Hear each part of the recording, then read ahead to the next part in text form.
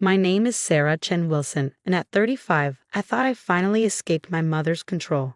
I had a successful career as a corporate lawyer, a loving husband, and most importantly, a beautiful 8-year-old daughter who was nothing like the perfect child my mother had tried to mold me into. But as I stood backstage at the Wellington Community Center, watching my mother approach my daughter's violin case with that all-too-familiar look in her eyes, I realized some battles never truly end. "Emma, sweetheart, are you ready?" I called out, trying to keep my voice steady despite the anxiety churning in my stomach. My daughter looked up from her sheet music, her small fingers still mimicking the finger positions for Bach's minuet in G. She practiced for months, determined to master every note. "Almost, Mommy." Emma's excitement was contagious, her dark eyes sparkling with anticipation.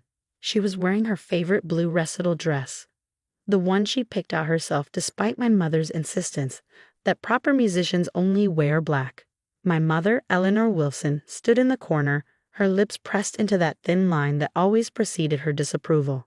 She was dressed impeccably, as usual, designer suit, pearl necklace, not a gray hair out of place. Everything about her screamed old money and rigid expectations. "I still don't understand why you waste money on these hobbies," she said, pronouncing the word as if it tasted bitter. "When I was raising you, we focused on practical skills. Law school applications don't care about violin recitals." I took a deep breath, counting to 10 silently just like my therapist had taught me. "Mom, we've discussed this. Emma loves music. She has a natural talent, and more importantly, it makes her happy. Happiness doesn't pay bills, Sarah." Mother's voice carried that familiar edge of condescension. "Your father and I didn't spend thousands on your education for you to waste money on overpriced instruments." I glanced at Emma, relieved to see she was too absorbed in her practice to hear her grandmother's words. The violin in her hands, a beautiful quarter-size instrument that had cost us $3,000, had been a joint Christmas gift from me and my husband David. Mother had called it an outrageous extravagance when she found out the price. What she didn't know was that the violin represented more than just music to me. It was freedom, the freedom to let my daughter choose her own path, to nurture her passions without the suffocating weight of expectations that had dominated my own childhood. 5 minutes until places, everyone. The announcement cut through the backstage chatter, sending a flutter of activity through the waiting area. "Come on, Emma," I said, helping her pack up her practice sheets. "Let's get you in line with the other students." "Wait," Mother interrupted, stepping forward. "Her hair is a mess. Let me fix it." Before I could protest, she was already reaching for Emma's carefully styled bun. "Mom, please don't. It's fine." "Nonsense. If she's going to perform, she needs to look perfect. Heaven knows you never cared about appearances, but Emma should learn proper presentation." I watched helplessly as she began tugging at Emma's hair, each pull making my daughter wince slightly. This was exactly why I'd wanted to limit Mother's involvement in our lives. But when she heard about the recital through my aunt, she'd insisted on attending. Family obligation, she called it. Emma stood patiently, ever the good granddaughter, but I could see the tension in her small shoulders. My daughter had inherited my ability to sense Mother's moods, that instinct for when storms were brewing. "There," Mother said finally, stepping back to examine her work. She completely redone Emma's bun, making it so tight I worried it would give my daughter a headache. "Now you look presentable." Emma managed a small smile. "Thank you, grandmother. At least someone in this family appreciates my help," Mother said pointedly, shooting me a look. "Now where's that violin? The expensive one your mother just had to buy." I stepped forward quickly. "I'll get it." But Mother was already reaching for the violin case on the nearby table. As she picked it up, I saw something change in her expression, a flash of something dark and familiar. Then, as if in slow motion, her hands seemed to lose their grip. The violin case tumbled through the air, hitting the edge of the table before crashing onto the hard floor. The sound of splintering wood and snapping strings echoed through the backstage area. "Oh no," Mother gasped, her hand flying to her mouth in what I knew was mock horror. "How clumsy of me." Emma's cry of distress cut through my heart as she rushed to her fallen instrument. When she opened the case, tears immediately filled her eyes. The violin was in pieces, its neck completely separated from the body, strings dangling uselessly. "My violin," Emma whispered, her voice breaking. "Grandmother." "Why?" "It was an accident, dear," Mother said, but I caught the slight upturn of her lips, the satisfaction in her eyes. This was no accident. This was punishment. Punishment for me daring to raise my daughter differently, for allowing her to pursue something as frivolous as music. The other parents and children had gathered around, murmuring in sympathy. Emma's violin teacher, Ms. Martinez, rushed over with concern etched on her face. But I remained oddly calm. Perhaps because I'd been expecting something like this. My mother had always had a talent for destroying things she disapproved of. My art supplies in 3rd grade, my drama club costume in high school, my acceptance letter to the art school I dreamed of attending before she forced me into law. Emma, sweetie, I said, kneeling beside my devastated daughter. Go with Ms. Martinez. She'll help you borrow a violin for your performance. But Mom, you've practiced too hard to miss your moment. Go on, I need to talk to grandmother. Once Emma had been led away, I turned to face my mother. She was already launching into her practice apology. Sarah, these things happen. I'll pay for repairs, of course, though I still think it's ridiculous to spend so much on. No, Mother, I interrupted, reaching into my bag. No more games. No more accidents. No more control. I pulled out an envelope, the one I'd been carrying for weeks, waiting for the right moment. Mother's eyes fixed on it, her expression flickering with uncertainty. What is that? I smiled, feeling a strange sense of peace wash over me. Something Grandpa James left with his lawyer, his real will, the one you thought you destroyed. Mother's face went pale. What are you talking about? Your grandfather's will was read years ago. The will you presented was a fake. Grandpa knew what you were capable of. He knew how you tried to control his estate even before he died. So he left the real will with his most trusted friend, his lawyer, Mr. Patterson, with instructions to give it to me when I was ready to stand up to you. My hands were steady as I opened the envelope. Would you like to know what it says, Mother? About the trust fund you've been controlling. About the conditions Grandpa set for the family estate. Mother's perfectly manicured hands began to tremble. You're lying. This is ridiculous. The recital starts in 2 minutes, I continued calmly. I'm going to watch my daughter perform. Then you and I are going to have a very long discussion about the future. And this time, Mother, you're going to listen. The color had completely drained from her face now. In that moment, she looked older than I'd ever seen her, more vulnerable. The carefully constructed facade of control was cracking. Think about your next move very carefully, Mother. You can either leave now, quietly, or you can stay and watch Emma perform. But either way, after today, things are going to change. No more manipulation. No more accidents. No more controlling our lives through money. I turned away from her shocked face, tucking the envelope back into my bag. As I walked toward the auditorium, I heard her call out weakly, Sarah, wait. But I kept walking. Behind me, I could hear the whispers of other parents, the shuffle of programs, the sound of my mother's expensive heels clicking on the floor as she presumably followed. But for the first time in my life, I didn't care what she did or what she thought. In the auditorium, I found my seat next to David, who squeezed my hand in silent support. He'd witnessed enough of my mother's behavior over the years to understand what had happened backstage. Emma, okay, he whispered. She's borrowing a violin. She'll be fine. I leaned against his shoulder, drawing strength from his presence. And so will we. The lights dimmed and the first students began taking the stage. I felt rather than saw my mother slip into a seat several rows behind us. Let her watch. Let her see what real support and love looked like. Let her witness the joy on Emma's face when she played, even on a borrowed instrument. Because after today, everything would change. The inheritance papers in my bag weren't just about money. They were about freedom. Freedom from manipulation, from control, from the toxic pattern that had dominated my life for so long. Emma would grow up different. She would grow up free.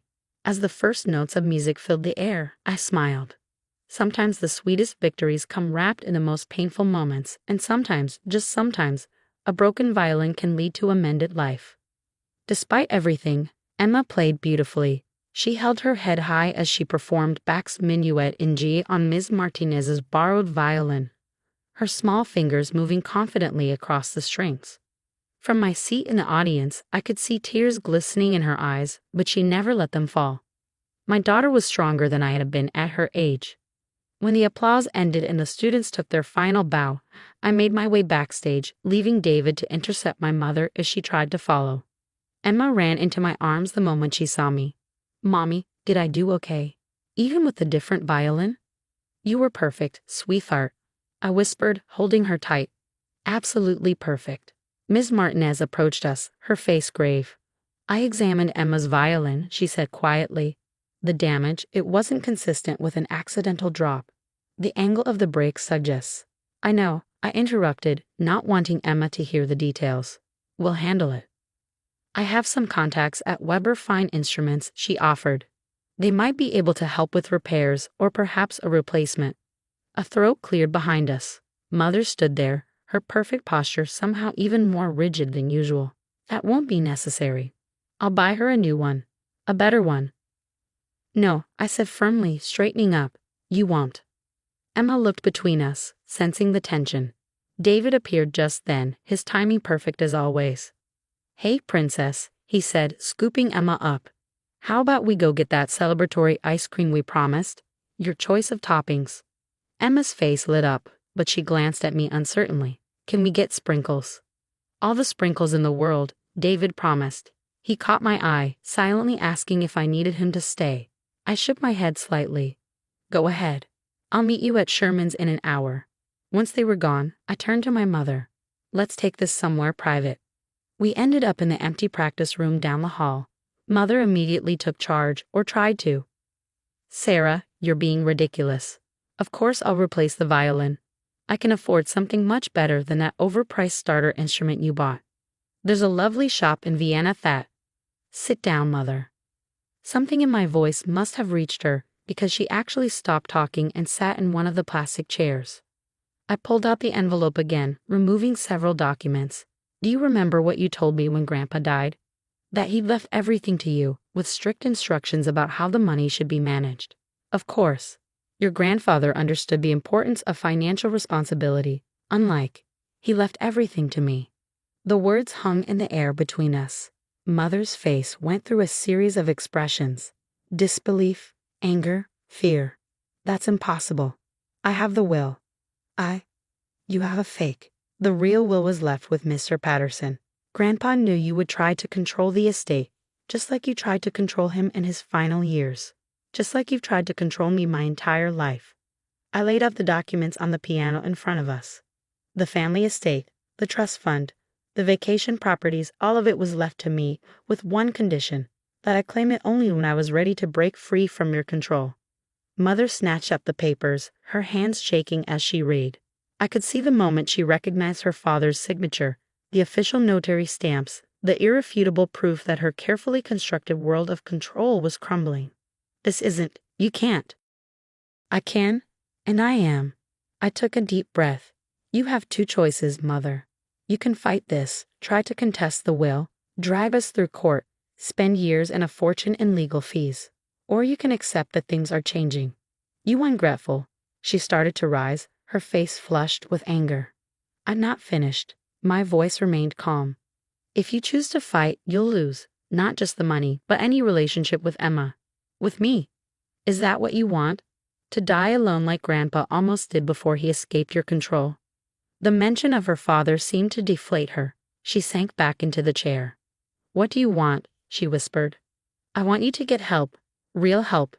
The kind that involves therapy and confronting why you feel the need to control and destroy anything that threatens your perfect vision of our family." Mother flinched. "I don't need therapy. I'm not. You deliberately destroyed your 8-year-old granddaughter's violin because you couldn't stand seeing her happy doing something you didn't choose." I let that sink in. "If you don't think that requires professional help, you're even more lost than I thought." Silence filled the practice room. Through the window, I could see other families leaving the recital, children clutching their instruments, parents beaming with pride. Normal families sharing normal moments. "Your grandfather was weak," Mother finally said, but her voice lacked its usual conviction. "He let you waste time on art and music when you should have been focusing on real achievements. Grandpa was the only one who saw me, really saw me. He came to my art shows, my school plays. He understood that success isn't just about money and status." I gathered the papers back into the envelope. And now he's given me the power to ensure Emma grows up without the burden of your expectations. And what about my expectations? A tear slid down Mother's perfectly made-up face. What about everything I sacrificed to give you the best opportunities? For the first time that day, I felt a flicker of sympathy. My mother was a product of her own upbringing, her own trauma. It didn't excuse her behavior, but perhaps it explained it. That's why I want you to get help. Not just for Emma or me, but for yourself. Break the cycle, Mom. Learn to love without conditions, to support without controlling. She wiped her tear away quickly, ever conscious of appearing weak. And if I refuse? Then I'll execute the will on Monday. You'll have 30 days to vacate the estate property and the trust fund will be transferred to my control. You'll still have your personal savings, but the family wealth, the source of your power over everyone, that ends. Mother sat very still, staring at her hands. I could almost see her mind working, calculating odds, considering angles, looking for leverage. I'll make an appointment, she finally said. With a therapist. But I want to be part of Emma's life. That depends entirely on your progress. No more undermining, no more accidents, no more manipulation. Emma deserves a grandmother who celebrates her achievements, not one who destroys them. I stood up, gathering my things. I'll have Mr. Patterson contact you with the details. For now, I have an ice cream date with my daughter. As I reached the door, Mother spoke again. Sarah, the violin. I am sorry. I don't know why I. Yes, you do, Mom. That's exactly what you need to figure out in therapy. I left her there in the practice room, surrounded by the instruments she'd always dismissed as frivolous. It wasn't the dramatic confrontation I'd imagined over the years. There was no shouting, no grand gestures, just the quiet end of one chapter and the beginning of another. At Sherman's ice cream parlor, I found Emma and David at our usual booth. My daughter's face was smeared with chocolate sauce and rainbow sprinkles, her earlier tears forgotten in the joy of forbidden toppings. Everything okay? David asked softly as I slid in beside him. I watched Emma arrange her sprinkles into a smiley face on her ice cream. Getting there, I replied. We're getting there. 3 weeks after the Recital incident, I sat in my office reviewing Mother's therapy contract. Dr. Andrea Bennett, a highly recommended family therapist, had insisted on having both Mother and me sign an agreement outlining boundaries and expectations. It was the kind of formal structure Mother respected, complete with schedules and measurable goals. Weekly individual sessions, monthly family sessions. I read aloud, tracing my finger down the document. My phone buzzed with a text from David. Emma's new violin arrived. Weber Fine Instruments outdid themselves. She's already practicing.